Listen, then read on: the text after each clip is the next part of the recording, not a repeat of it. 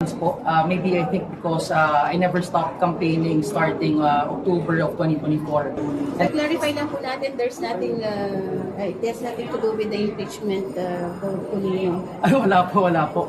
Our vote po was just following the direction of the majority, and yun po kasi yung party decision namin to follow the majority.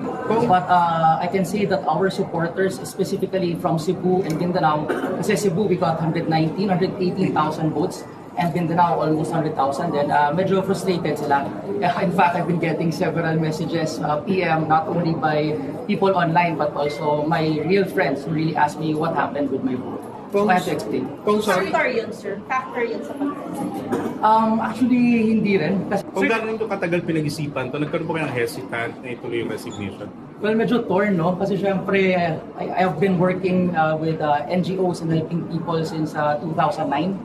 And mahirap, but at the same time, I have to take care of myself then in order to take care of other people. Sir,